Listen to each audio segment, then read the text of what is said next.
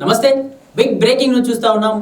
తెలంగాణ మరియు Andhra Pradesh NDA BJP MP అందరితో కూడా అల్పాహారం ఏర్పాటు చేసిన తర్వాత మోడీ వాళ్ళతో కలిసి వాళ్ళందరిపైన కూడా సీరియస్ అయిన పరిస్థితి.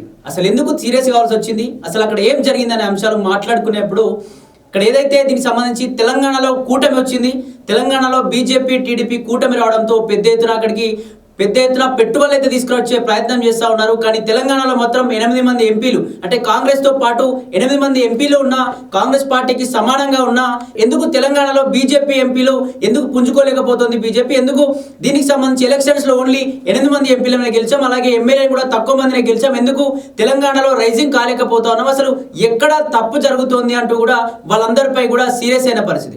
ఇప్పటికే తెలంగాణలో అసలు కేంద్ర ప్రభుత్వం ఎటువంటి నిధులు ఇవ్వట్లేదు, తెలంగాణకి ఓన్లీ గుండు సున్నా మాత్రమే ఇచ్చింది.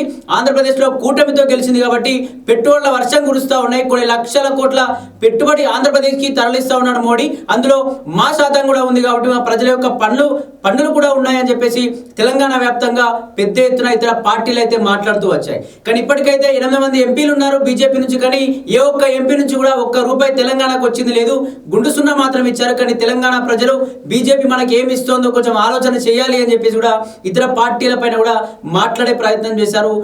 దీనికి సంబంధించి కాంగ్రెస్ పార్టీ కావచ్చు, బీఆర్ఎస్ పార్టీ కావచ్చు, బీజేపీ ఎంపీలపై కూడా దుమ్మెత్తు వేసే ప్రయత్నం కూడా చేశారు.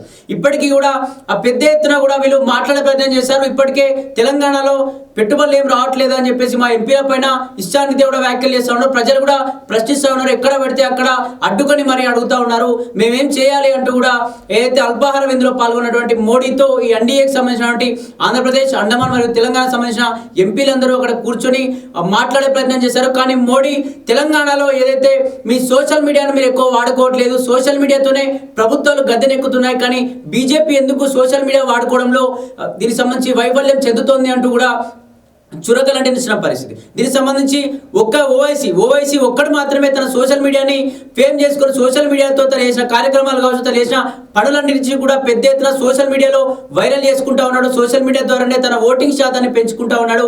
కానీ అతను ఒక్కడు పోరాటం వల్ల పెద్ద విజయాన్ని సాధిస్తా ఉన్నాడు. కానీ ఇంతమంది ఎంపీలు ఉన్నారు, ఇంత పెద్ద బలోపేతమైన పార్టీ మనది ఉంది, కేంద్ర పార్టీ ఉంది, కేంద్రంలో అధికారం ఉన్నా కూడా ఎందుకు అసలు ఇంత పెద్ద ఎత్తున మీరు తెలంగాణలో ఇంకా ఎందుకు వర్గపోరులు నడిపిస్తా ఉన్నారు, మీ పార్టీలో మీరే ఎందుకు చీలికలు తెచ్చుకునే ప్రయత్నం చేస్తూ ఉన్నారు. ఇదైతే ఈటెలకు సంబంధించి అది చేసిన వ్యాఖ్యల్లో వెనక చూసుకున్నట్టయితే ఇటు ఈటెల కావచ్చు, అలాగే బండి సంజయ్ సంబంధించిన పార్టీలో హుజురాబాద్ లో అయితే పెద్ద ఎత్తున వర్గపోరు నడుస్తూ ఉంది. లేదు ఈటెల కొత్తగా వచ్చి ఇక్కడ గెలిపొందాడు కాబట్టి ఇక్కడ బీజేపీ వాళ్ళు కావచ్చు, ఇప్పుడున్నటువంటి ఇంతకుముందు బీఆర్ఎస్ పార్టీ వాళ్ళు కూడా పెద్ద ఎత్తున పార్టీ మారారు. పార్టీ మారిన తర్వాత ఆ బీఆర్ఎస్ వచ్చి పార్టీ మారిన వాళ్ళంతా కూడా లేదు మాకే ఎంపీటీసీలు కావాలి, మాకే సర్పంచ్ టికెట్స్ కావాలి, మాకే జెడ్పీటీసీ టికెట్లు కావాలని పెద్ద ఎత్తున అక్కడ వర్గపోరు నడిచింది. కానీ ఈ బీఆర్ఎస్ నుంచి ఈ పార్టీలోకి వచ్చి కనుగొప్పుకున్న వాళ్ళకి మేమేలా ఇస్తాం, బీజేపీకి ఎప్పుడు కూడా మేము ఎంపీటీసీలం కావచ్చు, జెడ్పీటీసీలం కావచ్చు ఎప్పుడు కాలేం కాబట్టి ఇప్పుడు మాకే అర్హత ఉంటుంది, ఎందుకంటే మేము పార్టీ కోసం బలోపేతంగా కష్టపడుతూ ఉన్నాం. పార్టీ పుట్టినప్పటి నుండి మా గ్రామంలో పెద్ద ఎత్తున మా గ్రామంలో కష్టపడుతూ ఉన్నాం, మాకు మాత్రమే పదవులు కావాలి అంటూ కూడా వాళ్ళు పెద్ద ఎత్తున ఇటు బండి సంజయ్ వర్గం ఒకవైపు, అలాగే ఈటెలకు సంబంధించిన వర్గం ఒకవైపు కూడా పెద్ద ఎత్తున అక్కడ చర్చలు జరిగాయి. ఇష్టానిదే కూడా ఒకరిపై ఒకరు సోషల్ మీడియాలో సెటైర్లు కూడా వేసుకున్న పరిస్థితి. దీనికి సంబంధించి ప్రజల్లో కూడా చాలా అవగాహన కూడా వచ్చిన పరిస్థితి. ఏంటంటే తెలంగాణలో బీజేపీ అసలు అధికారంలోకి వచ్చే ఛాన్స్ ఉందా, ఎందుకంటే వాళ్ళ పార్టీ నుంచి బహిష్కరించుకోవడం, వాళ్ళే వర్గపోను తీసుకొచ్చుకోవడం, ఒక వర్గం ఈటెల వర్గం అని చెప్పేసి, ఒక వర్గం బండి సంజయ్ వర్గం అని చెప్పి, అలాగే కిషన్ రెడ్డి వర్గం అని చెప్పేసి ఇలా బీజేపీ పార్టీలోనే వాళ్ళే చీలికలు తీసుకొచ్చే ప్రయత్నం చేస్తూ ఉన్నారు. మరి బీజేపీ అధికారంలోకి వచ్చే ఛాన్స్ ఉందా? వీలైతే బీజేపీ 2029లో మేమే అధికారంలోకి రాబోతా ఉన్నాం, భారీ మెజార్టీతో గెలవబోతున్నాం, ఒకవేళ వీలైతే బీఆర్ఎస్ తో పాటు కలిసి కూటమిగా అయినా సరే మా పార్టీని తెచ్చుకుంటాం, ఖచ్చితంగా ఇక్కడ మళ్ళీ బీజేపీ పాలన జరుగుతుంది అని చెప్పేసి కూడా పెద్ద ఎత్తున చాలా రకాలుగా నాయకులు మాట్లాడుతూ ఉన్నారు. కానీ ఇక్కడ అసలు తెలంగాణకు ఎంపీలు ఏమి ఇవ్వలేదంటూ కూడా చాలా రకాలుగా ప్రజలు కావచ్చు, అలాగే బీఆర్ఎస్ పార్టీ కాంగ్రెస్ ఎక్కువగా చర్చిస్తూ ఉంది. ఎందుకు అసలు తెలంగాణలో మీరు సరిగా పని చేయట్లేదు, మీరు సోషల్ మీడియాని సరిగా వినియోగించుకోవట్లేదు, సోషల్ మీడియాని వినియోగించుకోవడంలో అసదుద్దీన్ ఓవైసీ పనిచేస్తున్నట్టే చురుగ్గా మీరు ఎవరు పనిచేయట్లేదా? ఒక్కడే అంత పెద్ద సంస్థ నడుపుతా ఉంటే ఇంతమంది ఎంపీలు, ఇంతమంది యూత్ని మీరు యూత్ కావచ్చు, ప్రజల్లో ఎక్కువగా బీజేపీ భావజాలాలు ఉన్నాయి. బీజేపీని అధికారంలోకి తీసుకురావడం కోసం ప్రజలు కావచ్చు, అలాగే యూత్ కావచ్చు, మన కోసం ఎక్కువ కష్టపడతారు కాబట్టి వాళ్ళందరినీ దృష్టిలో పెట్టుకొని పనిచేయండి. మీరు వర్గ పోరులు కావచ్చు, లేకపోతే అతను ఇతను అని చెప్పేసి, అలాగే బీసీ వాదం అని చెప్పేసి ఈ రకాలుగా మీరు వర్గ పోరులు తీసుకొస్తే ఇక్కడ బీజేపీ కూడా చీలిపోయే ప్రయత్నం జరుగుతుంది. 2029లో అధికారంలోకి రావాలంటే ఖచ్చితంగా ప్రతి ఒక్కరూ పార్టీని భుజస్కంధాల మీద వేసుకొని మొయ్యాల్సిన అవసరం ఉంది. మీరు లీడర్లుగా, ఒక కుటుంబ సభ్యులుగా గ్రామీణ ప్రాంతాల నుంచి యువతను మొత్తం ప్రోత్సహించండి. ఎక్కువ కూడా పార్టీలోకి చేరికలు వచ్చే విధంగా మీరు కృషి చేయండి. ఇప్పుడు వచ్చే జిహెచ్ఎంసీ ఎలక్షన్లు కావచ్చు, అలాగే స్థానిక సంస్థల ఎలక్షన్లో బీజేపీ సంబంధించిన క్యాండిడేట్స్ గెలిస్తే ఆ గ్రామంలో యువత కూడా ఎక్కువగా బీజేపీ వైపు ఆకర్షితులయ్యే ఛాన్స్ ఉంటుంది. అలాగే ఎంపీటీసీ కావచ్చు, జెడ్పీటీసీలో మంచి వ్యక్తులకు, అంటే జనాదరణ ఉన్న వ్యక్తులను ప్రోత్సహించండి, వాళ్ళని గెలిపించండి. వాళ్ళని గెలిపిస్తే మన పార్టీ ఆ మండల స్థాయిలో, గ్రామ స్థాయిలో, జిల్లాల స్థాయిలో కూడా ఎక్కువగా బలోపేతమై, అలాగే దీనికి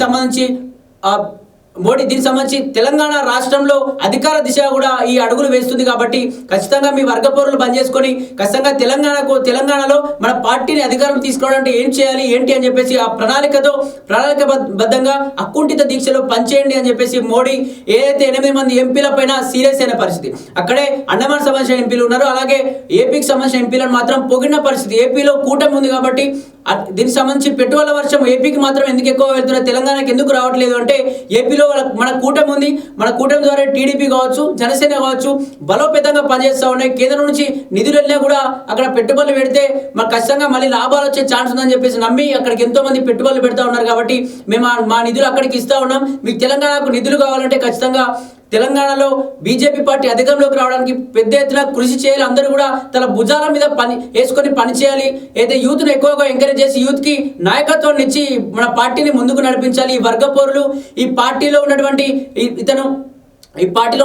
ఈటెల వర్గం అని చెప్పేసి, బండి సంజయ్ వర్గం అని చెప్పి ఈ విధంగా చీలికలు బంద్ చేస్తే బీజేపీ పార్టీకి మంచిగా ఉంటుంది అని చెప్పేసి కూడా పెద్ద ఎత్తున కూడా వీళ్ళందరికీ చివాట్లు పెట్టిన పరిస్థితి.